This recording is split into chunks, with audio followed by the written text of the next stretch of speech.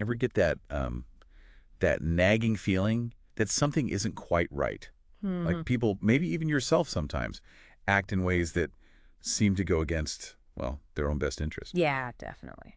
We're diving headfirst into that puzzle today with a really fascinating concept called false consciousness.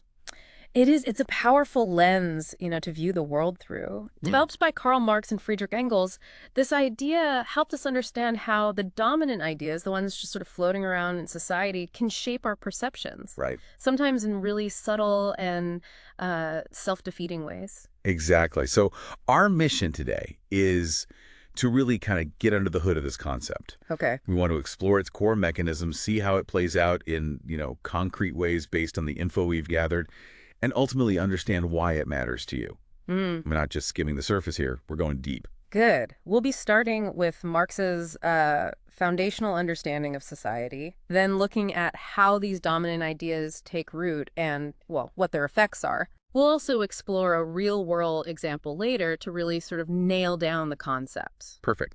So let's start at the beginning then. Marx saw society structured in a very specific way. Can you give us the rundown on his basic view of class? Sure. So in Marx's analysis, the fundamental division in society really boils down to who owns the means of production, the factories, the land, that sort of thing. Right. On one side, you have the bourgeoisie, the owners, basically. Owners of capital, factories, land, The bosses. pretty much. And on the other side, you have the proletariat. That's the working class, people who have to sell their labor power to the bourgeoisie just to survive. So it's a relationship defined by who owns what, essentially. Exactly. A relationship defined by that ownership disparity. It creates a fundamental power imbalance right from the start. Okay, so pretty clear power dynamic there. Yeah. But it wasn't just about who owned the factories, was it? Marx also highlighted control over what he called ideological institutions. What were those about? Ah, yes, that's a critical layer. Because Marx argued that the bourgeoisie's influence, it extends way beyond just the economy. Okay. They also have significant sway, maybe even control over institutions like the media, the education system, even religion. Things that shape how we think. Precisely. These aren't directly producing goods like a factory, but they are incredibly influential in shaping our thoughts, our beliefs, our values. And the upshot of this control over these, influential institutions, what's the result for society's beliefs?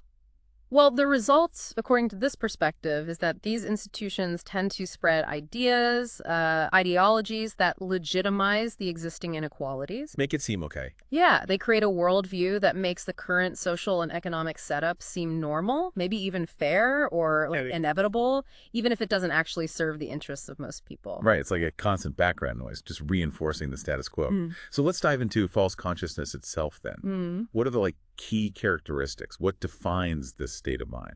Okay, well, one of the core features is what we can call ideological control. As we've just touched on, the dominant ideas, sometimes called the ruling ideas, become so ingrained, so widespread. They just seem like common sense. Exactly. They seem like common sense. Yeah. Think about the huge emphasis on individual responsibility. Now, that's important, of course, but But it can hide other things. it can sometimes overshadow the systemic factors, the bigger picture stuff that contributes to people's success or their struggles. And what's really interesting here is how these dominant ideas can actually mask, obscure the underlying exploitation that might be happening. So these ideas become our default setting, basically shaping how we interpret everything around us. What's another key aspect of this false consciousness? Another really important element is something called an inverted reality. It's a bit of a tricky phrase, but What does that mean practically? it's where individuals who are experiencing hardship, tough times, they start blaming themselves. They attribute their difficulties to their own personal shortcomings. I didn't work hard enough. I'm not smart enough, rather than looking at the broader systemic issues. Oh, right. So someone facing unemployment might just blame their lack of skills instead of maybe considering things like, I don't know, economic downturns or industries changing or maybe unfair hiring practices. That internalizing of blame. Mm. Yeah, that sounds crucial. It is. It's a key component. That's a powerful and actually quite insidious effect, isn't it? Instead of looking at the bigger picture, the focus just narrows right down to individual failure. What else? What else characterizes this? Well, perhaps surprisingly, it can also lead to support for the status quo. Support from who? From the very groups who are actually disadvantaged by it. Wait, really? How does that work? People might genuinely defend systems or policies that don't actually benefit them. They might do that because they've come to believe, truly believe, that those systems are somehow just or necessary or maybe the only option. Can you give an example of that? Sure. Consider someone earning a low wage, maybe minimum wage, who strongly opposes any increase in the minimum wage. Why would they do that? Well, they might believe the narrative that it will hurt the economy or cost jobs or that it's somehow unfair to businesses, even though a higher wage would directly benefit them personally. That's a real head-scratcher. Actively supporting something that doesn't seem to serve you. It is, and it happens because the dominant ideology, the ruling idea as we talked about, has successfully framed the issue in a way that aligns with the interests of, well, the ruling class or the employers in this case. So the narrative might be about, say, attracting businesses or job creation. Exactly. Even if the reality on the ground is that those low wages make it incredibly difficult for people to just meet their basic needs. Okay, so we've got this obscuring of exploitation, the turning blame inwards, and even defending systems that aren't favorable. Yeah. What's the major consequence of all this, like on a bigger societal level? I'd say the most significant consequence is that it prevents class consciousness.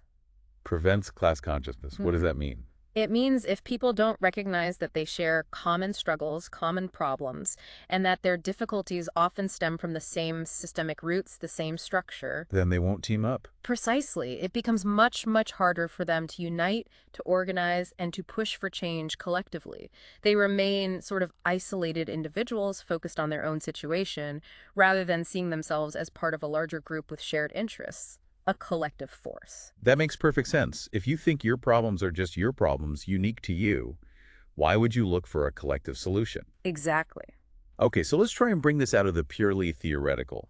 Can we talk about some tangible, real-world examples of false consciousness? Things we might actually encounter. Oh, absolutely. We see it in so many places. Take the widely held belief, you hear it all the time. Anyone can become rich if they work hard.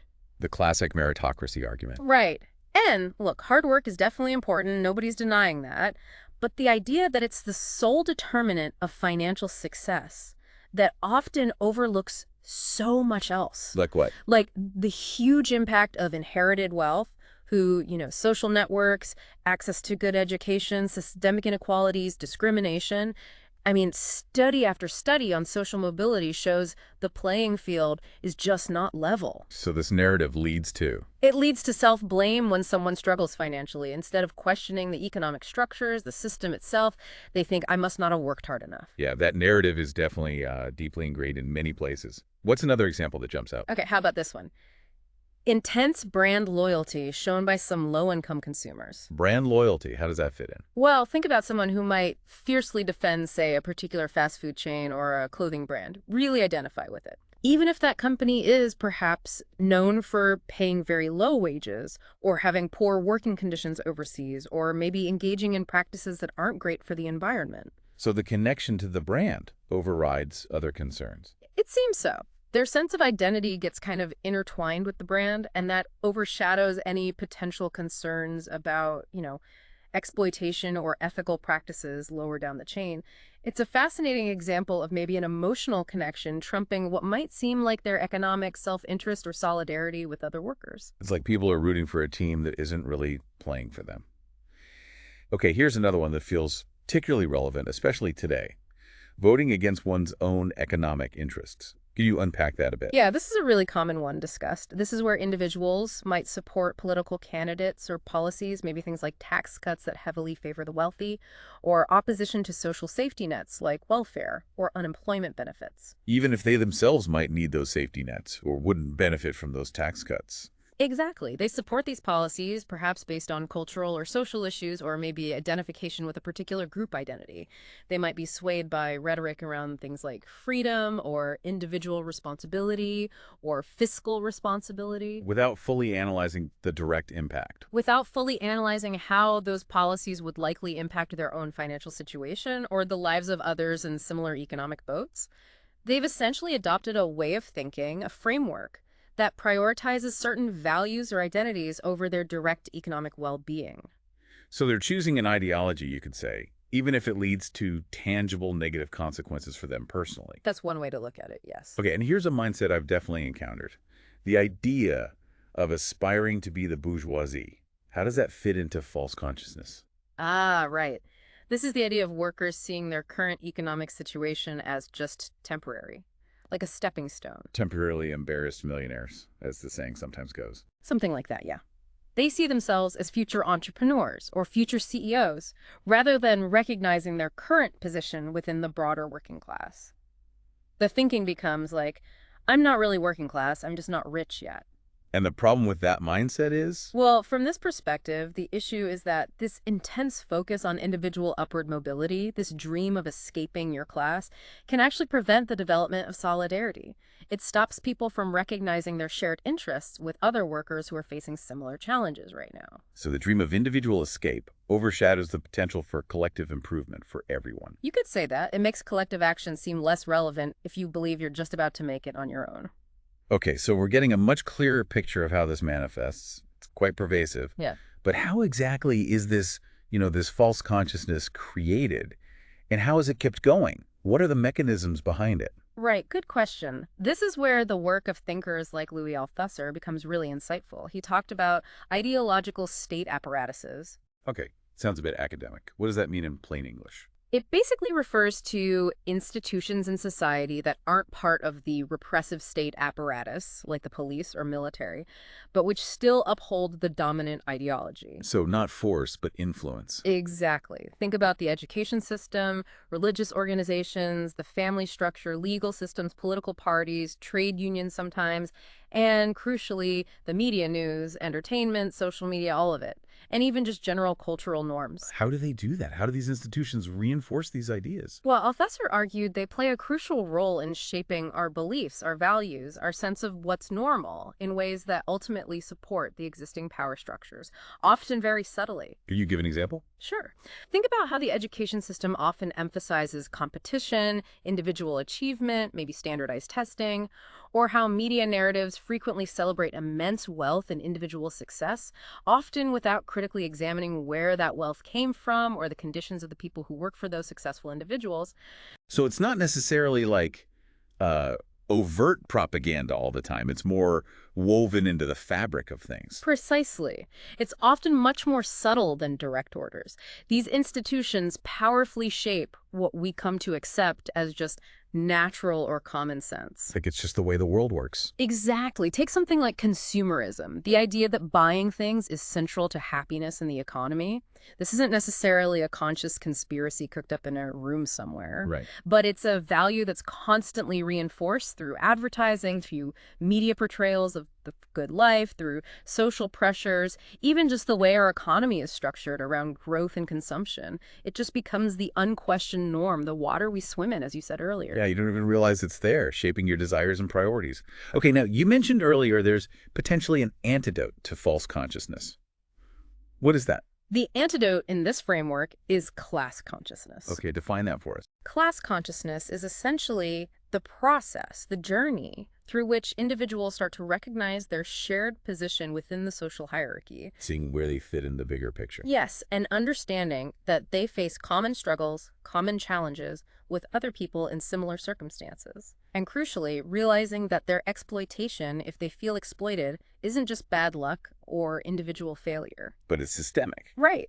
That it's rooted in the systemic nature of the economic and social order. It's a fundamental shift in perspective. From seeing yourself as just an isolated individual? To understanding yourself as part of a larger collective, a class, with shared interests and potential shared power. And what's the crucial step that follows that recognition, if people start seeing these shared circumstances? Well, the recognition of that shared struggle is often seen as the catalyst, the spark, for understanding the potential for collective action. Action to do what? To bring about change.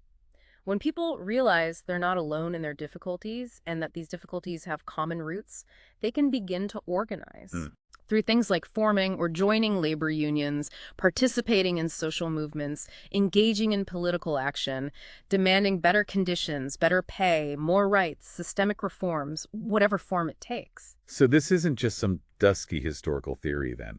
How does false consciousness show up today in our modern, maybe post-industrial societies. What does it look like now? Oh, it's incredibly relevant today, perhaps in different forms. We see echoes of it, for example, in the pervasive hustle culture. Ah, the constant grind. Yeah, the pressure for constant self-optimization, working longer and longer hours, taking on side hustles, where individuals are often encouraged to blame themselves for burnout or lack of success, Instead of questioning the system. instead of questioning demanding work environments, stagnant wages, lack of worker protections, or precarious employment. That's one area. Okay, where else? We also see it quite clearly, I think, in the internalization of blame for systemic issues.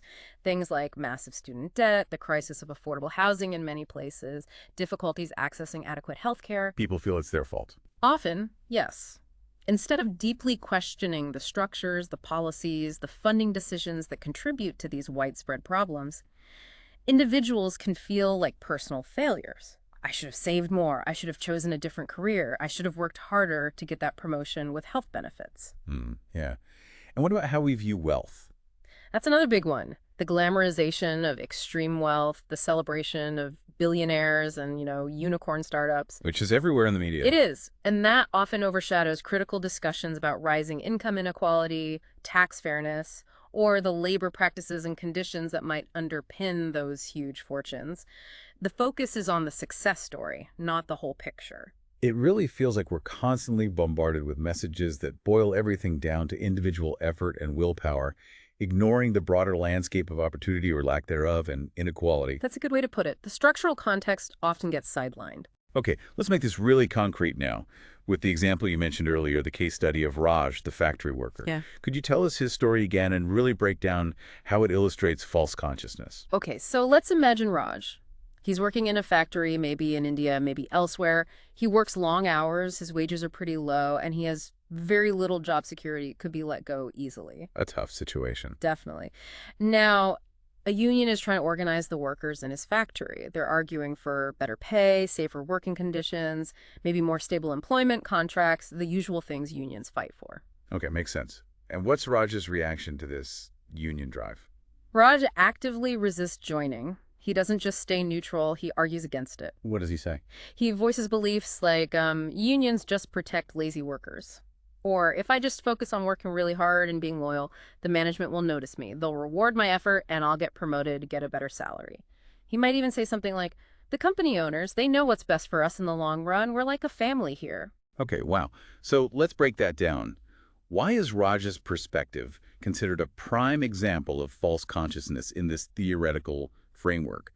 What are the key elements at play here? Okay, first off, his unwavering belief in meritocracy within that specific context is absolutely central. The idea that hard work alone will lead to success. Exactly. He genuinely believes his individual hard work will be the sole or at least the main determinant of his success within that company.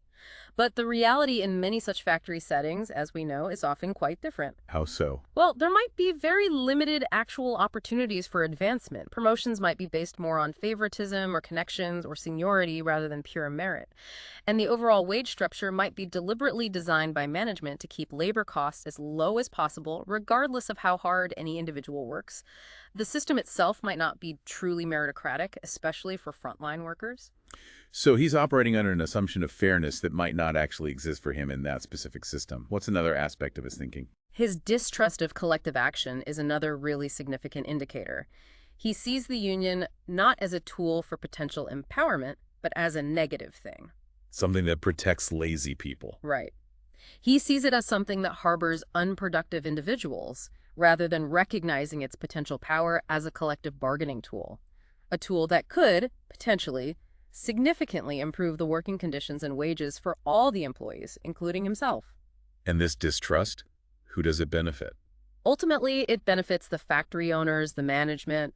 They generally prefer to deal with individual workers one-on-one, where the power balance is heavily skewed, rather than facing a united, organized workforce. So by rejecting the union, he's actually, maybe unknowingly, undermining his own potential for better pay and conditions. From this perspective, yes, and this distrust is often fueled, consciously or unconsciously, by the internalization of employer ideology. What do you mean by that? Well, phrases like, unions hurt productivity, or unions create conflict, or we're all one big happy family here, we don't need an outside third party like a union interfering. These are very common narratives promoted by management specifically to discourage unionization. And Raj is repeating them. Raj, by repeating these sentiments, maybe even believing them wholeheartedly, is unknowingly echoing the views of the very people, the employers, who directly benefit from his low wages and his limited bargaining power. He's adopted their perspective, even though their interests might be fundamentally opposed to his own in some ways. Yeah. Wow. What's the final piece of this puzzle with Raj? I think it's his fundamental lack of class solidarity, Yeah. meaning Raj sees his situation primarily as an individual journey. It's his struggle, his personal climb up the ladder. He doesn't really recognize that he shares a common position, common problems, common interests with his fellow factory workers. He doesn't see himself as part of a we. Exactly. He doesn't see the potential power in their collective unity, how their shared interests could be advanced if they acted together. He sees them maybe even as competitors for that scarce promotion he's hoping for. So given this mindset, this false consciousness, what's the likely outcome for Raj? Well, unfortunately, within this framework, Raj is likely to just continue working under those difficult conditions for low pay. He might even start to view his colleagues who are trying to organize for better rights with suspicion, or maybe even resentment. Why resentment? He might see them as rocking the boat, maybe jeopardizing his own individual chances of getting noticed and promoted. And if he doesn't get the promotions he hopes for down the line, He blames himself. he's far more likely to blame himself. I didn't work hard enough. I wasn't good enough, rather than questioning the systemic limitations within the factory, the potentially unfair practices, or the broader economic structure that keeps wages low. It really does paint a stark picture, doesn't it? Yeah. How someone can internalize a worldview, a set of beliefs that ultimately works against their own material well-being, their own interests. It's a powerful illustration, yeah. It shows how these dominant ideologies, these ruling ideas, can profoundly shape our understanding of our place in the world and maybe limit our ability to see and act upon our shared interests with others. So as we wrap up this deep dive into false consciousness, it's pretty clear that understanding this concept gives us a really valuable framework, a way to analyze why people, maybe all of us at times, might act in ways that seem counterintuitive, maybe even harmful to our own interests. Absolutely. It really highlights the subtle but incredibly powerful ways that dominant ideas, the ideas we're surrounded by, can influence our perceptions and shape our understanding of social and economic realities, sometimes without us even noticing. It really makes you think, doesn't it, about the messages, the narratives that we're constantly receiving. So, for you, the listener, maybe take a moment to consider the various ideas and narratives you encounter every day. In the news, on social media, maybe even in casual chats with friends or family. Yeah. Which of these ideas just feel like common sense? Like they're obviously true. Could some of these seemingly self-evident truths be subtly influencing how you see the world, how you see your own situation, your place within it? It's a worthwhile question to ask. And maybe, just maybe, are there any of these deeply held common sense beliefs that might be worth taking a second look at? A more critical examination, something to mull over.